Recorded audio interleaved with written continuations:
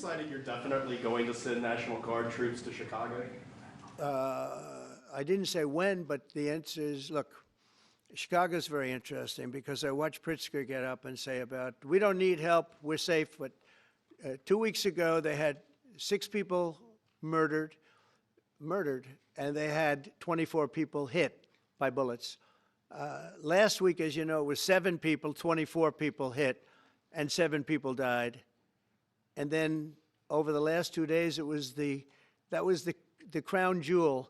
They had, I guess, 9 killed, 9 or 10 killed, and 50 hit with bullets.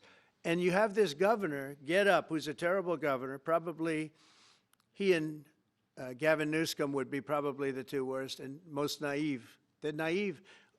Either they're naive or they're very untruthful. And he'll say, we don't want any protection. We don't need. So in the last 3 weeks, he's lost almost 20 people killed. There's no place in the world, including you can go to Afghanistan, you can go to places that you would think of. They don't even come close to this. Chicago is a hellhole right now. Baltimore is a hellhole right now. Parts of Los Angeles are terrible. If we didn't put out the fires, and I mean the other fires, the bullet fires, they didn't do a good job with, they should have had the water coming down, like I said. You know, we had to release the water. We had to go in and release the water to LA. It's so badly run. But if I didn't send the National Guard into Los Angeles, I would be making an announcement today. I'd be talking about Huntsville, and I'd simultaneously be saying, by the way, the Olympics is not coming to Los Angeles. If we didn't do that, and even the sheriff, the top law enforcement person in Los Angeles said, we could not have handled it without them. So that's what he said. Make your mind up on Chicago, though? Well, we're going in. I didn't say when. We're going in. When you lose, look, I have an obligation. This isn't a political thing.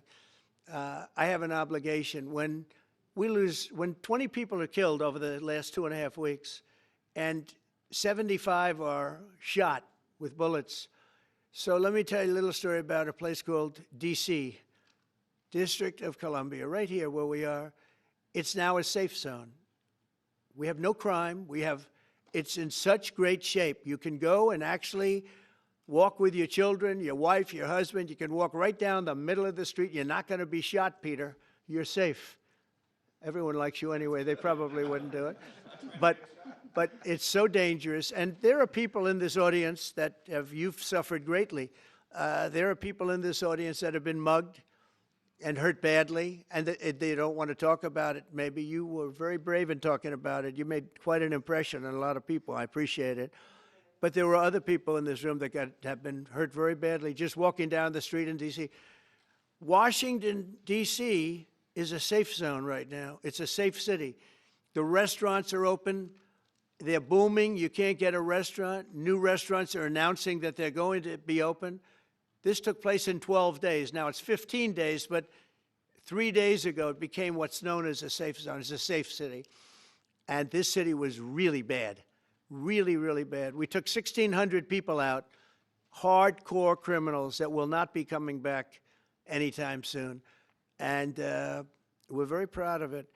You know, to have our nation's capital lose every week. You know, it was like years, many years, where every single week, somebody was killed for many, many, many consecutive weeks. This went on for years. And then we had, last week it was announced that nobody was killed last week. And I made that announcement in front of a very distinguished leader of a country.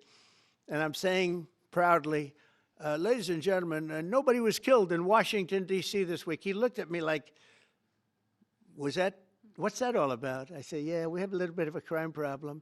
And we don't have a crime problem in Washington anymore. And the mayor has been very helpful, and the police commission has been very helpful, and it's been a great team. And I would love to have Governor Pritzker call me.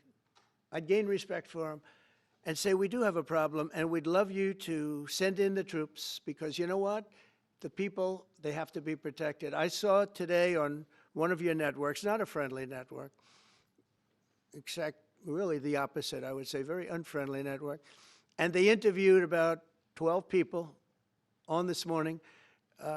Most of them were African American, they were black. and they were saying, please, please, please let the president send in. These were people from Chicago. Please, we need help. We need help. We can't walk outside. We're petrified. If the governor of Illinois would call me up, I would love to do it. Now, we're going to do it anyway. We have the right to do it because I have an obligation to protect this country. And that includes Baltimore. I saw where Governor Moore was asking me to take a walk down the street of Baltimore. Well, Baltimore is a very unsafe place. It's rated number 4 in the city, one of the most unsafe places anywhere in the world. But, you know, we took care. This was a beautiful thing that happened in Washington because we showed that it could be done. And this wasn't just sending big, strong guys, and they are big and they are strong. You know, we had a great decision from the Supreme Court that had to do with sort of talent. It had to do with you are put down based on merit. You can hire based on merit. So merit for a soldier or for a policeman is strong, physically fit, having a certain ability, not a person that is woke and got the job through woke, but wasn't strong enough to lift a gun out of the holster, et cetera, et cetera. No, I looked at the police. As you know, last week I went over, we had a meeting with, there had to be 300 people, and they were all very impressive looking. And when the bad guys see them, they're not going to do a thing. And so I'm very proud of Washington. It serves as a template, and we're going to do it elsewhere. But Chicago is certainly going to be high. I would love to have him call. I would love the governor of Illinois. I'd be honored to take his call.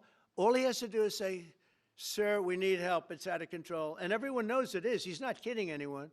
I would love to have, I would say, Governor Moore call, because I watched him over the weekend trying to explain that Baltimore, what they need is housing. No, they don't need housing. They need to get rid of the criminals. These are hardcore criminals. You know, we took many people off the streets of Washington, D.C. They're hardcore. They're not going to be good.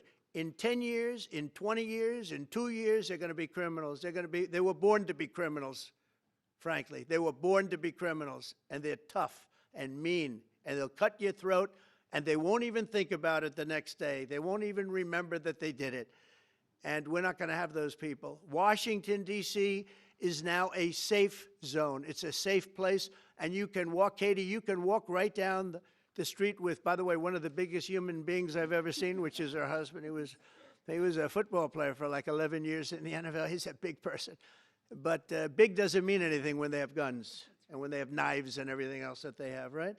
But you can walk right down the street, even by yourself, and you're totally safe. Washington, D.C. is a great thing. Yes, ma'am, please.